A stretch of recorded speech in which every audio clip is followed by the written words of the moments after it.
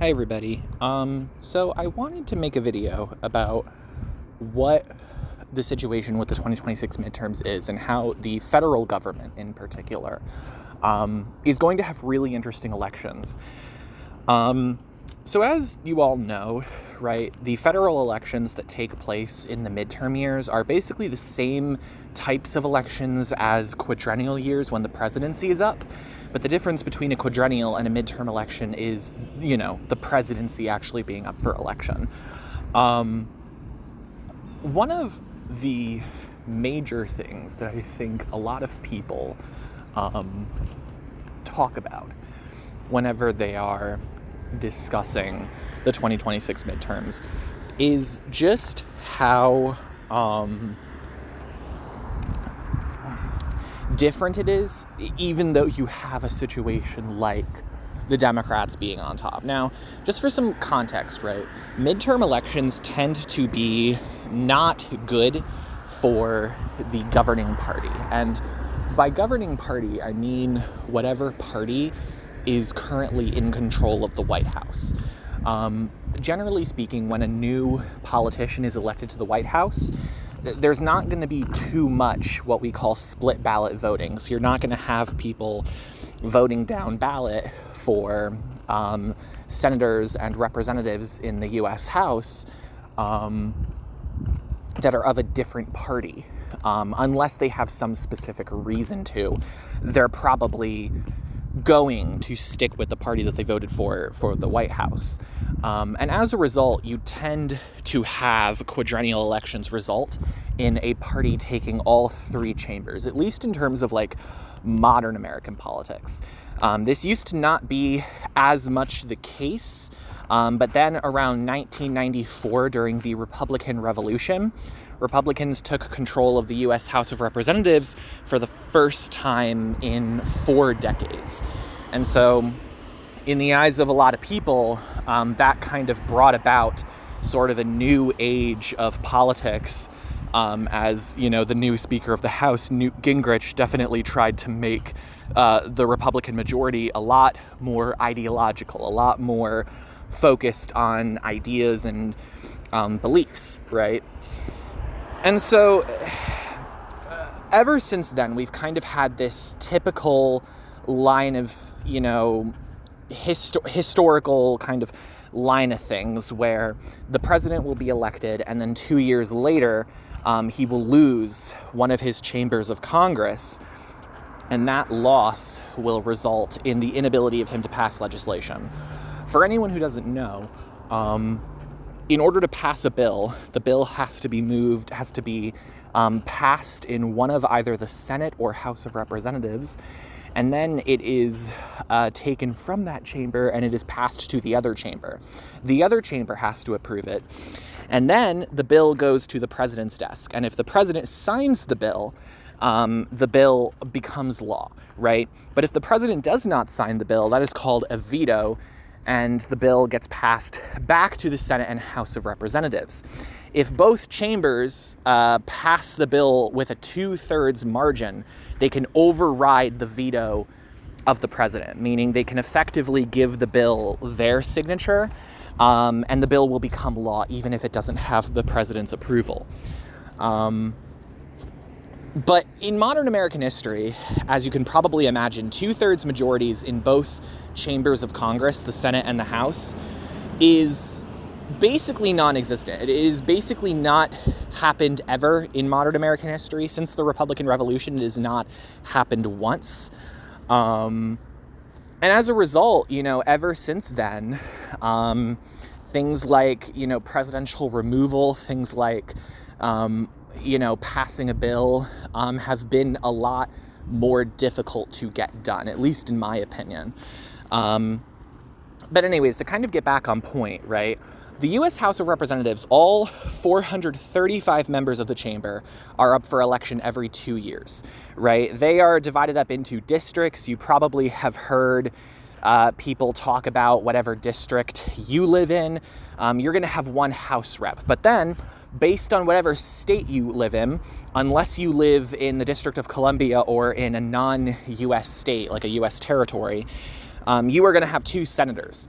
And those 2 senators represent your state in the Senate. And so the Senate was kind of the compromise chamber. Or I really should say the Senate and the House were both compromise chambers. It was basically agreed between the people who were big into states' rights during the founding of the country that the states' rights advocates would get the Senate, and the people who wanted a system that was more based on population would get the U.S. House. States are free, technically speaking, to allocate the U.S. House representatives in their state any way they choose, but all 50 states, modernly speaking, choose to allocate the U.S. House reps by districts, right? District lines. There are a few states that use different voting methods, but they all have 1 seat, 1 state rules. No states have gone as far as to, implement proportional representation or anything like that. And the U.S. House is its own topic entirely. It is a very contentious topic. Since the Republican Revolution, to kind of give you an idea of how consistent modern American history has been with, chambers shifting control. In 1992, Bill Clinton was elected president to take office in 1993, and he had control of both the Senate and the House. In 1994, he maintained control of the Senate, but he lost control of the House, right? He did not, in the rest of his presidency, which lasted until 2001, at any point hold both chambers of Congress. And so, as you can imagine, it was a lot more difficult without Republican support to get pretty much anything passed from 1995 onward, because Republicans had control of a chamber. And if all of them grouped together, which they very often do, as parties naturally do, if they all grouped together and voted any of his bills down, it simply couldn't pass, right? There's no way to override the U.S. House of Representatives when it comes to getting a bill passed forcefully, right? And then, with George W. Bush, it was actually interesting. The Senate was kind of flipping back and forth, so it didn't technically happen under him. But then fast forward to Barack Obama's presidency, right? In 2008, he entered with probably the closest of anybody in the modern eras to having 2/3 majorities. He held massive, comparatively, Senate and House majorities. In fact, at one point early on in his presidency, he did have 60 seats in the Senate, which isn't 2/3, but would have enabled him to do a number of things that I'll get to in a bit here. But he was enabled to do like a whole bunch, right? He, of course, lost that 60-seat majority when one of the Democrats decided to no longer caucus with them and caucused with the Republicans, bringing the seat count down to 59. Again, I'll explain why that is, incredibly important. But Obama entered with massive majorities, and then in 2010, you saw a very similar elections play out like 1994 with the Republican Revolution. 2010 would come to be known by President Obama as the shellacking. It was a very similar event where Democrats did maintain control of the Senate, although they took very heavy losses. They did not have nearly anywhere near 60 seats after that. But they did lose control of the U.S. House, right? The U.S., as you can imagine, the U.S. House, right? Those are up every 2 years. And so all 435 seats are up for election. The U.S. House is, generally speaking, considered by most people to be a lot closer than the Senate to whatever the country is currently feeling. A party can win the popular vote in the Senate and not win the Senate seats because of one crucial fact, and that is that U.S. senators are up for election every 6 years, right? U.S. House reps are up every 2 years, but senators have some of the longest terms of any federal government official in the entire federal government, right? They have 6-year terms. It's longer terms than the presidency. And they do alternate, right? So, states will, in every 4-year period, have at least one election where they will be able to vote for a U.S. senator. But in every Senate election, every 2 years, I should say, rather, there's not always going to be a seat up for re-election in one of the states, which is why on the map you see in front of you, not all of the states are filled in are indicated as having a seat because, because some of these states, like my home state of New York, do not have seats up this year, right? Chuck Schumer and Kirsten Gillibrand, my two senators, they have elections up in separate years, right? I believe it's the next 2 years when they are going to be up. Or maybe not, because I think 2024 was an election year. But anyways, right? The point is, that's kind of how it's, I think, best to understand the difference between the Senate and the House. There's a lot of criticisms of the U.S. Senate, understandably so. There's a lot of people who are, I would say, more conservative who tend to defend the U.S. Senate.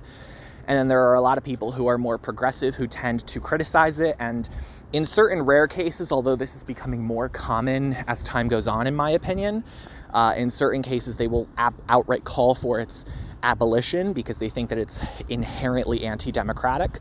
My personal opinions on the matter tend to kind of fall along the lines of it's not really something that I think is a big priority right now, just because it is something that in terms of feasibility, if anybody was ever to try and abolish the Senate, it would take a constitutional amendment, and that is an immensely difficult thing to pull off.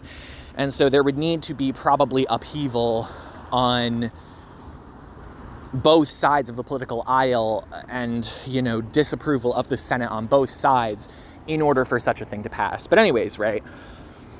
So with Obama, right, the shellacking, he lost the House, held on to the Senate. And then in 2018, or I should start off with, in 2016, Donald Trump took office as president, and the Republicans held both the Senate and the House. And then in 2018, the Democrats managed to win the U.S. House. Right? And so the Democrats, basically the last 2 years of Trump's term, were able to effectively block a whole lot of pieces of legislation, right? There are certain things that are really only in the hands of the Senate. So, for example, pretty much all judicial nominations, the U.S. House does not take any part in that, right? They are considered the lower house, and so they are given equal legislative power, but they are not given equal appointment power. Appointments are pretty much all handled by the Senate. And so, Trump was able to, through various methods, get certain nominations through the Senate because he at least had a majority of the votes in the chamber, right? There is a mechanism called the filibuster, which Trump actually had. Well, I shouldn't say he had, because technically Senate Republicans did it of their own volition. But in order to push through Trump's nomination for the Supreme Court at one point, they actually changed the filibuster rule to not apply to Supreme Court nominations. So that's how they were able to get that through. But regardless, right, the Senate is pretty important. It's technically a little more powerful than the U.S. House just because of that added, power. I would say personally, legislating is the primary function of both chambers, and so it is probably most important to look at the 2026 midterms as an opportunity for a very, very real opportunity for Democrats to shut things down. And as we know, I should point out the final good modern example in 2022. President Biden, same thing happened with him, where he lost the House to the Republicans, but held on to the Senate. And so you have a track record of the last 3 presidents and the last 4 out of 5 presidents going into each, Biden, Trump, Obama. Yeah, so the last 3 and the last 4 out of 5 presidencies had the same pattern arise. And so if you ask any political scientists or any people who are big into this stuff, they will tell you the most likely outcome for 2026, especially thanks to the fact that 2025 was an absolutely chaotic year, possibly one of the most chaotic starts to any presidency in modern American history. And I don't say that as like someone, as like trying to be like, I don't say that like in like, I try to say that in an unbiased sense. I know there are going to be biases with how you interpret that year, but in my opinion, 2025 and 2026 now have been absolutely chaotic years, and they have been years that I think have only really further galvanized a lot of opposition to President Trump. But right, regardless of how you look at it, the fact remains, right, that Trump has been working at trying to prevent the same thing that happened to past presidencies and presidents, including himself, right? It seems he's definitely with like a lot of these like gerrymandering attempts at trying to prevent Democrats from taking the House in 2026. By all metrics, in my opinion, he will fail, right? By all understanding, Democrats have been able to repel pretty much most of, if not all of, Republican gerrymandering attempts. And even if they fail in some ways to repel them, there is a high likelihood that the swings that we saw from 2024 to 2025 are going to continue from 2025 to 2026. Trump is only going to become less popular, and by the time Election Day 2026 comes around, Trump is probably going to be all but certain to lose the US House, right? And that is bad for him wanting to do anything with little to no oversight whatsoever, right? But it's not bad in terms of removal, in terms of, the House will probably impeach him if Democrats end up winning the House again, right? They will probably impeach him at some point. Let's be honest with ourselves. They will probably impeach him. They will probably impeach him, but in order to actually remove him, Democrats would need to have the votes of 2/3 of the Senate. I'll explain to you in just a second here why that is like so incredibly unlikely. But yeah, holding on to the Senate is probably one of Trump's bigger objectives right now. And I think it's honestly probably the thing he's going to want to focus on the most. Because again, if he doesn't have the support to win the House, there's a very real possibility that Democrats can galvanize enough support to actually pull off something that really hasn't happened that much in modern American history. We really haven't seen a scenario where both chambers have flipped in one election. You have seen the president lose both chambers in the past over the course of their presidency, especially for those 8-year presidencies. But you haven't really seen a scenario where, the president lost both chambers in one go. And so I think for Democrats, that has definitely become their primary objective. And to be able to do that would probably be a real testament to how this Trump presidency is not just business as usual when it comes to the political science of all of it, right? But anyways, right, let's finally get to the meat of this video after, 17 minutes. Okay, so this is the current Senate setup, right? And so these seats are the ones that are up, and you notice that up here in the top left corner, the Republicans and Democrats have 31 and 34 seats respectively, right? And so these are the seats that are not up for re-election, and so the parties are going to hold on to these seats regardless of what happens in 2026, unless something were to happen to any of these senators, which, I don't know, we'll see. That you can never really predict those kinds of things, but yeah, this is basically what our situation is. So what you'll immediately notice is that the difficulty for Democrats lies in where they can make gains. So I'm going to start off with the seats, and I'm going to put them in the solid color. These are the seats that I don't think I have any reason right now to think there is a solid chance that they will go in a different direction, right? These are seats that I just literally cannot find a reason for them to go in a different direction. There very well may end up coming about being reasons, but these are the seats where if I had to venture to guess what direction they are going to go in, I would be fairly confident, right, that these seats are going to go the way they're going to go. So let's see. Yeah, I'll put those seats.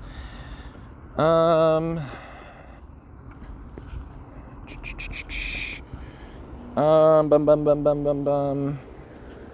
Yep, Virginia, Delaware, New Jersey, Rhode Island, Massachusetts. Okay, yeah, so this is probably the setup immediately. Yeah, like these seats, I am very confident are going to go in the direction. And just to like point out a couple, normally you wouldn't see these two states right here, Colorado and New Mexico, listed as solid states. I have them listed as solid states because, again, solid in this diagram is going to be states that I have really no knowledge of anything that would make them flip. In a year when Democrats are undoubtedly probably going to have the advantage, at least for right now, we haven't seen anything. Like, if some crazy, like, event were to happen that galvanized a rallying behind the flag effect for, of all people, Donald Trump, this video could entirely change. But as of right now, I think these two seats are fairly safe for Democrats, right? You'll also notice South Carolina.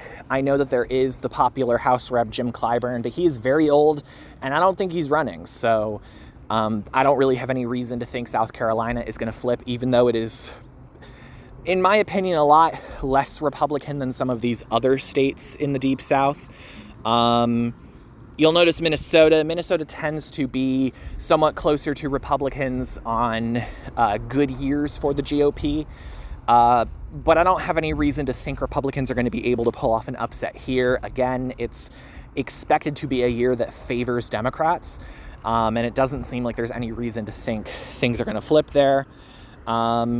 Even though Illinois' Democratic Party has nominated Juliana Stratton, who is considered the most progressive of the options on the primary ballot, again, it's Illinois. Like, they have Chicago. like at this point, I think really only primary challenges are what is going to remove Democrats in that state, at least for right now. And so far, it looks like Stratton is set to become a U.S. Senator. Virginia is another state that could lean a little bit towards Republicans in a good year for them. As we all know, in 2021, Glenn Youngkin won that odd year gubernatorial election in what was kind of a symbolic disaster for Biden and for the federal Democrats, especially because they pitched so much into that race as soon as they realized how close it was going to be. And regardless, right, obviously that seat has now flipped back to Democrats with Abigail Spanberger's victory a couple months ago. But, Virginia in an off year would probably be a state to at least give some consideration.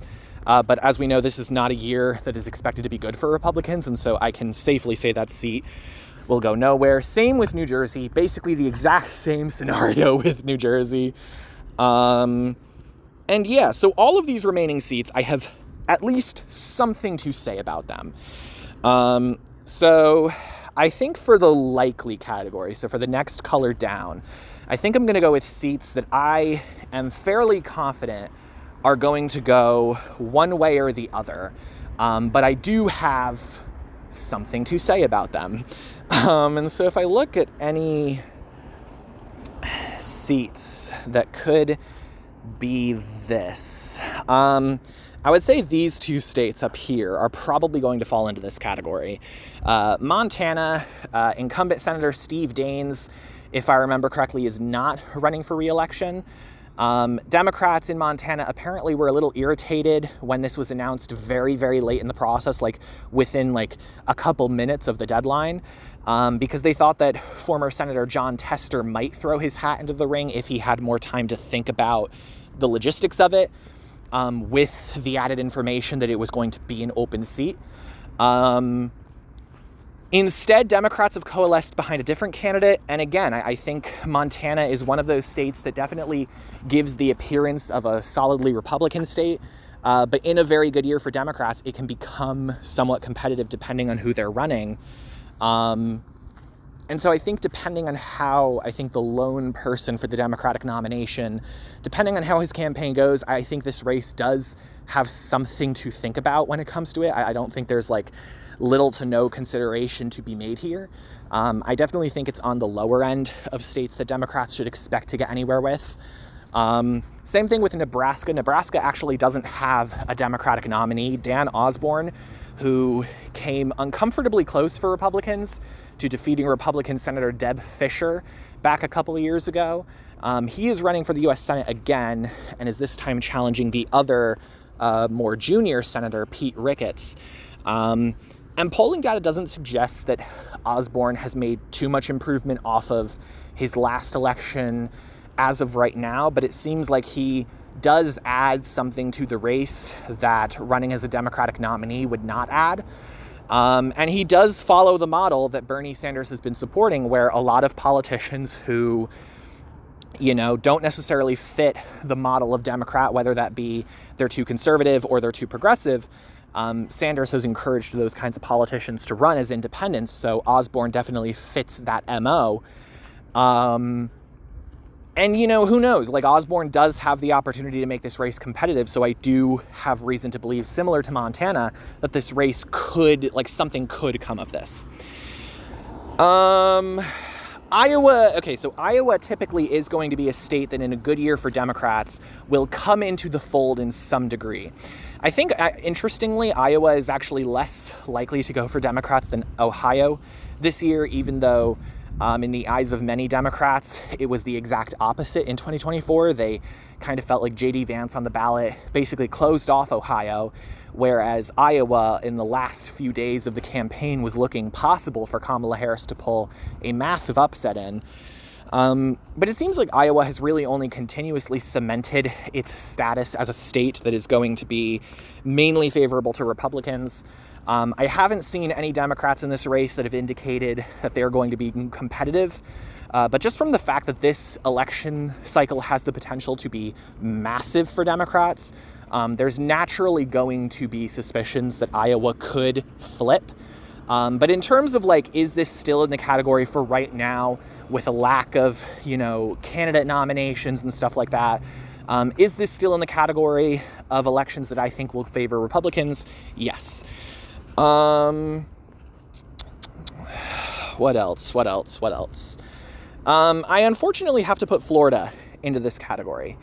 And I don't know. I'm debating between that and the lean category. I think I'm going to make the lean category races that I think are going to be competitive, but will swing one way.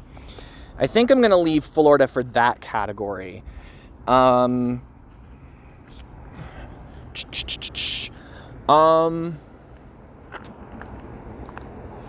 Yeah, I think, the only other state that I could think of that could swing in a certain direction, I'm actually going to put New Hampshire on this just because I know that it is a blue state and the likelihood that Senator Jeanne Shaheen's seat is held onto is very high.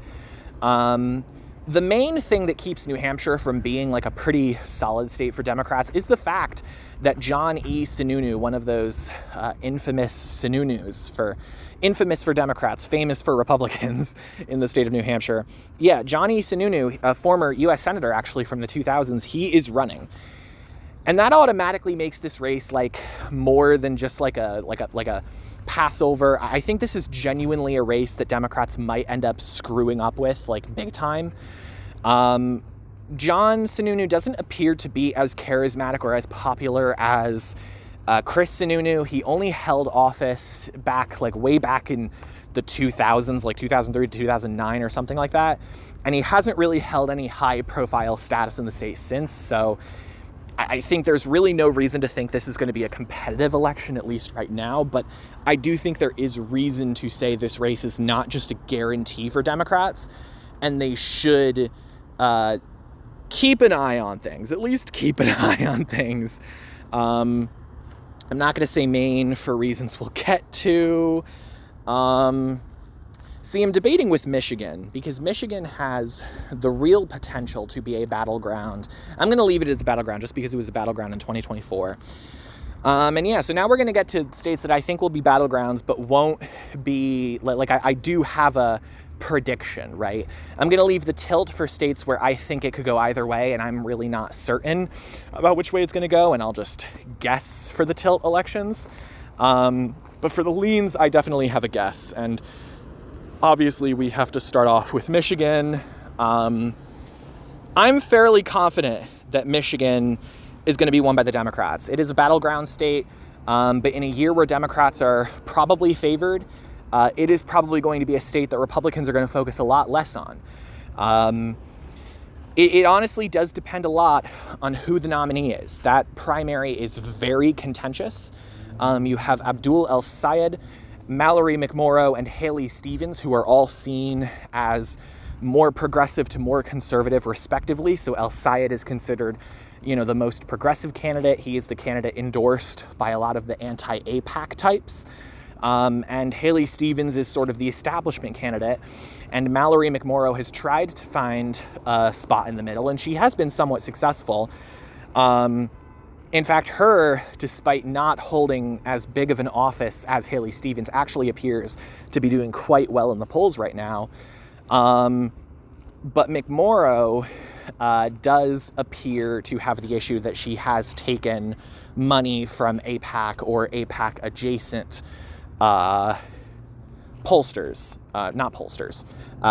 adjacent fundraising PACs, political action committees, those kinds of things. So yeah, that primary, I do think it will play a role, but I do, I am leaning honestly towards making this like a likely blue, just because I think that even if El-Sayed, the most progressive candidate, were to be nominated, this is such a working class state and such a state that is going to probably shift against Donald Trump, that I think the likelihood of Mike Rogers, who is the most likely Republican nominee, being able to come back from a loss to Alyssa Slotkin in a year when he should not have lost that seat. He should have gotten the kind of support that Trump got in the state, and he should have won that seat, right? I think the ability of Mike Rogers to come back and win, frankly, is just not there. And so I have to make it a lean just because, again, we don't have any reason to think this isn't going to be a battleground besides the fact that Republicans might not spend a lot of time on it. But, this is definitely, pun unintended, leaning towards the likely category more than the lean category. I think that as of right now,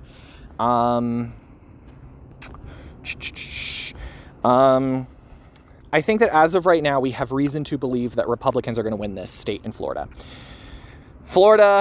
Marco Rubio, as we know, left this Senate seat to be Secretary of State and one of the future possible Republican nominees for president. Quite frankly, his name has been floating around quite a bit recently. I don't know. I haven't seen anything from Florida Democrats to suggest they are going to take advantage of this, in my opinion, massive opportunity, because a lot of what made Florida so Republican in the first place was that Cuban American as well as just generally Hispanic population. And you've now had Trump open up a lot of controversies. I actually said to people on Discord that I thought that the Venezuelan attack was somewhat like a little too ironic to be just a coincidence, that it happened to deal with one of the dictators that a lot of these conservatives in Florida, conservative Hispanics, a lot of these people hail from those countries, from countries like Venezuela and Cuba. And I don't know, I think people may be understating the possibility that Trump was pulling a lot of these moves in an effort to gain political favor among Hispanics, even as, the deportations and immigrations and custom enforcement, or ICE raids, have definitely captured a lot of public attention.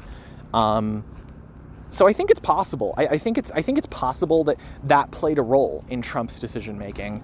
And I think, again, Florida Democrats, they just haven't really, to this point, showed any degree of fight. I know there are some names that have like a little name notoriety, but there's nobody like really serious running in this race. And so, it's very possible that this race flows to Democrats just based off of, shifts. And that's why I have it as a battleground.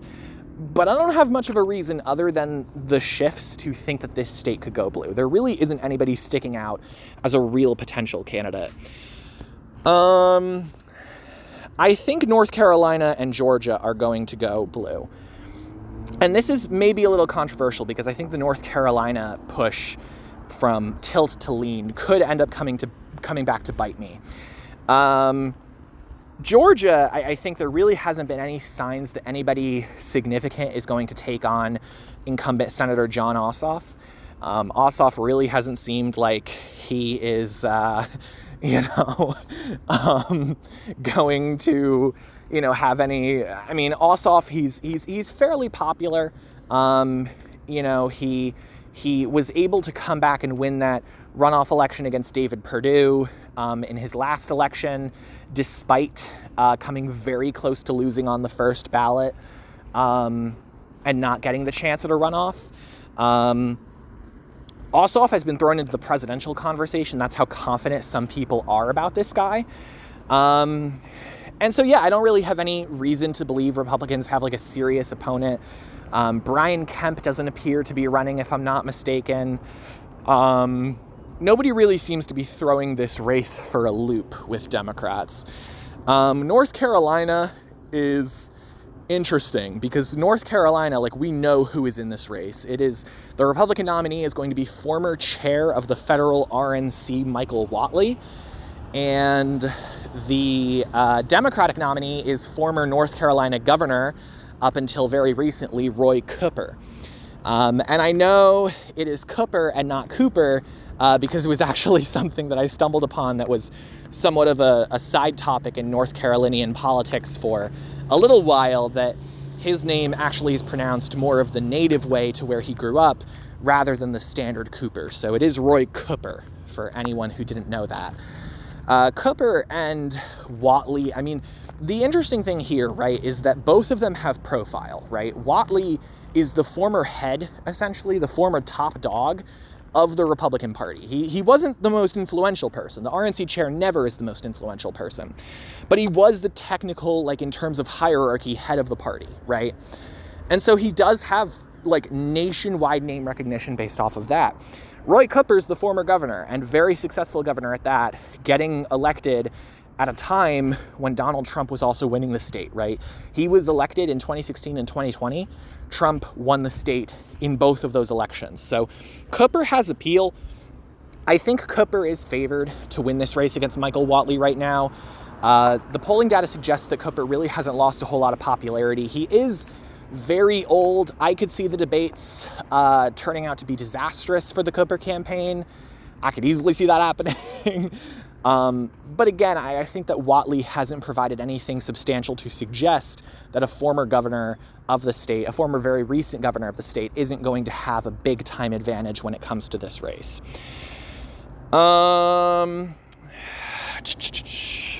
This is going to be tough.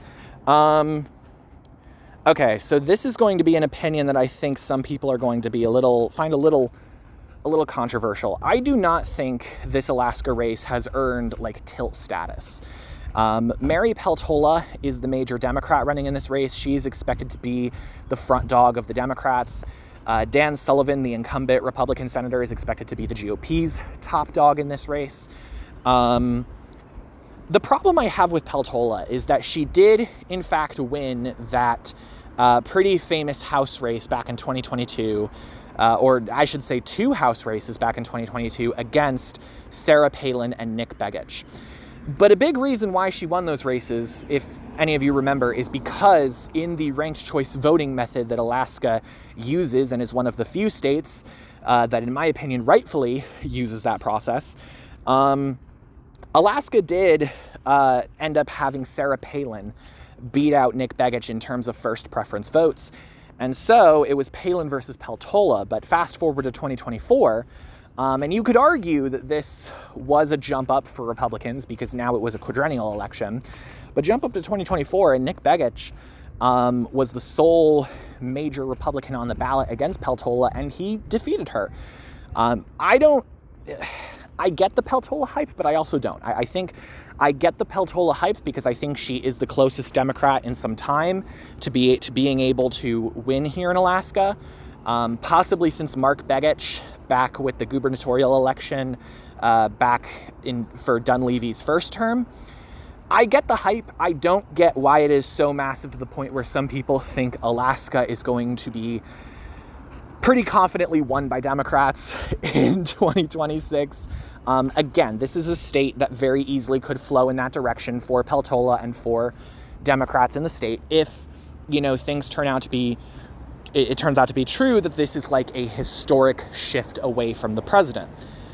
But I don't know. Dan Sullivan is not as weak, in my opinion, as incumbent Senator Lisa Murkowski. He hasn't really gotten a ton of name recognition as this overt Trump supporter, but he also has very much maintained the support of the president's faction.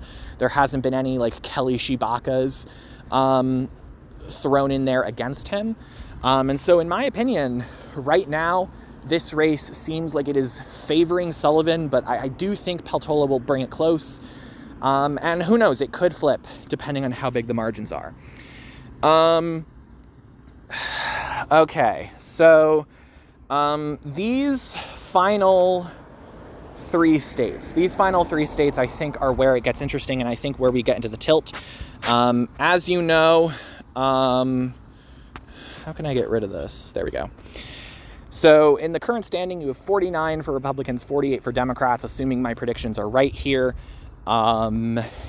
This means that Democrats have to win all three of these seats in order to get the majority, which is really, this more than anything explains why the Democratic majority is so difficult and why going into 2028 with 60 seats, which is needed to bypass the filibuster, I mentioned that earlier, that is why it is so important. 60 seats lets you bypass the filibuster. It's why, 60 seats in 2028, let alone 2/3 majority necessary to, do a whole lot more. It's why it's so unlikely, right? And it is why impeachment followed by removal is something that for a lot of Democrats is not really something they're expecting to make happen. There are a lot of Republicans that are willing to vote against the president, as we saw with senators like Murkowski and Susan Collins, who I will get to in a second. But again, it depends. It depends on just how many there are there, and it doesn't seem like Democrats have the numbers necessary to make it happen. But regardless, these are going to be our tilt seats. I'm going to try and quickly shift through these.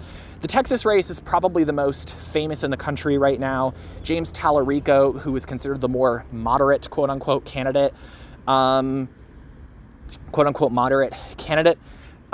he defeated Jasmine Crockett, who was seen as more progressive, mainly due to the fact that Crockett had a number of flaws that kind of made her very unpopular. The major thing was her association with political action committees and super PACs.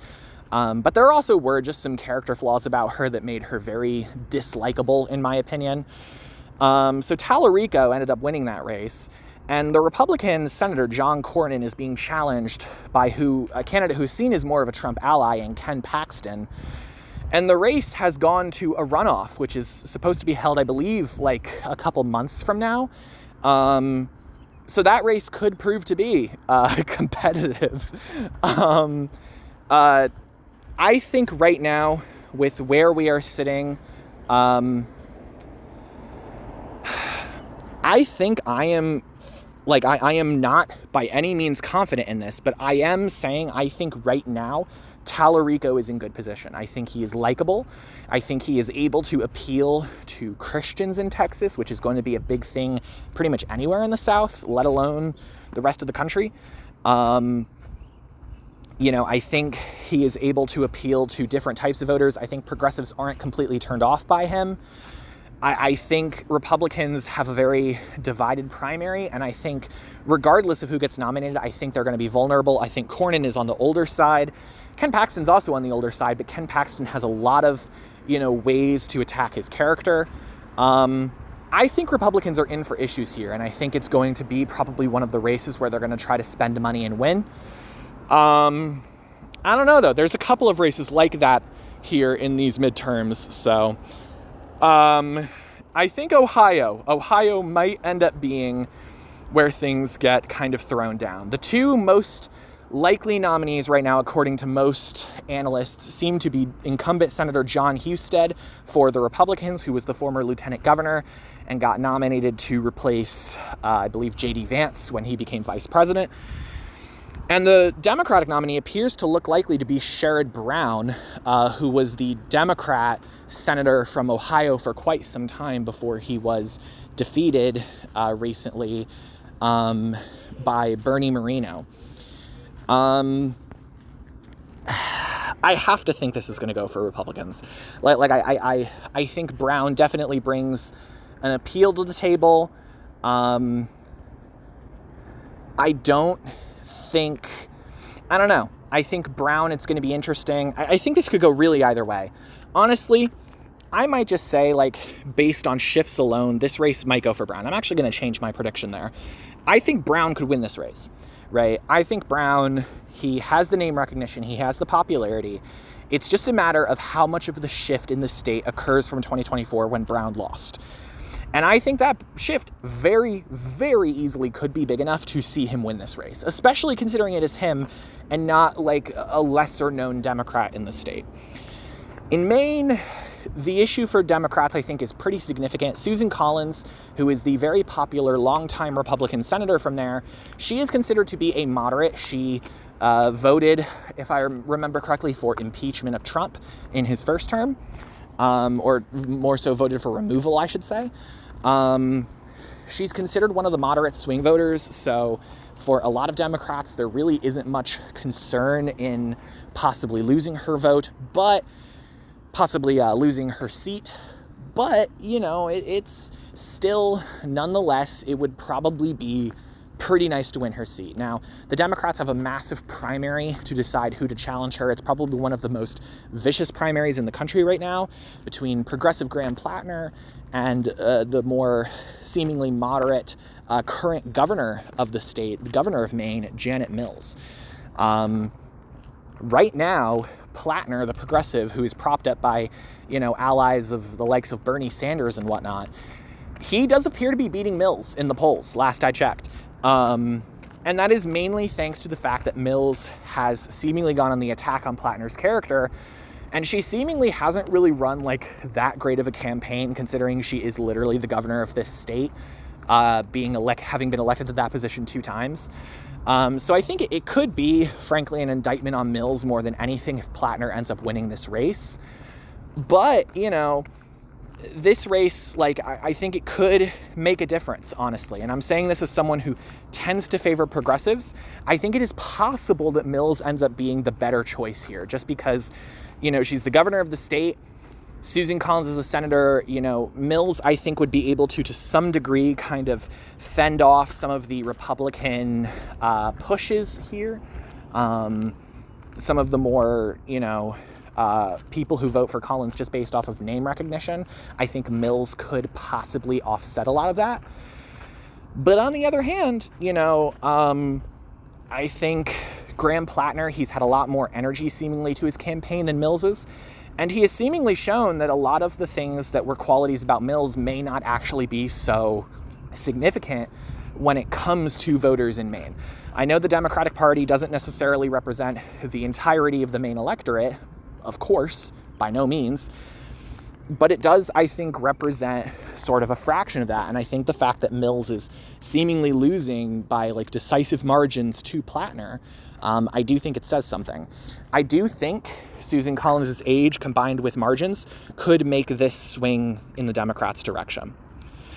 I think that's about it. I think Sarah Gideon's race back in 2020, I think it's, it was an unfortunate lapse for the Democrats. I think 2026 looks a lot more promising for Democrats than 2020. And I think, this is basically, in my opinion, best case scenario for Democrats. Obviously, ignoring Florida and Alaska. Right? If Florida and Alaska go for Dems, they have 53 seats, and they are set up incredibly nicely for 2028. But yeah, this is on the side of the more favorable options for Democrats. This is probably one of the more likely Democrat majority scenarios that could play out. These are probably the seats they would win to attain a majority. Although it's possible they end up somehow swapping out Maine for Alaska, for example. Yeah, this is how long has this been? Yeah, wow. So yeah, I'm probably going to end it off on this. this is the Democrat majority that I think they would probably go for if they went for one. I'm not saying it's the one they should go for. In my opinion, Susan Collins' seat is a lot less important in terms of just trying to get the votes for removal of President Trump. I think her seat is a lot less important than, say, Dan Sullivan's or Steve Daines's, but, you know, or Ashley Moody's. I believe Ashley Moody is who took over for Marco Rubio, if I'm not mistaken. I mean, yeah, like I think, you know, priorities are going to matter a lot here, but I do think a Democratic majority is very possible. And I think this scenario where everything goes right for Democrats is the scenario that a lot of people, I think, tend to look to when they look for the likelihood in a Democratic Senate majority. By no means do I think is this the most likely outcome right now. I think there are so many, there are several different elections here that could go wrong, right? Mike Rogers could outperform, right? Susan Collins could hold on to her popularity, right? Jon Ossoff could lose that state, right? Roy Cooper could lose to Michael Whatley, right? Sherrod Brown could not manage to have the kind of popularity, you know, gain back that support, right? There are a ton of races here that could go wrong. There are a lot fewer races that Democrats can lose in this manner than Republicans can lose. Republicans can take, unnecessary defeats, right? They are expecting, I think, to have losses in this election, but they can take it. Democrats cannot, if Democrats want to win the majority. And in an election when the majority seems to be the goal for both parties, you know, it definitely is an environment that favors Republicans. So I think I'm going to leave it off at that. I think this is, you know, disappointing if you're a Democrat, because this does make it appear that, the party does have to do pretty much everything right to win the majority. And if you know anything about the Democrats from the last, 10 years, that is not something that most people would probably agree they have been doing. They probably haven't been doing everything right the last 10 years, but regardless, right? This is the layout. This has been my yap sesh, and yeah, hopefully this is useful to somebody.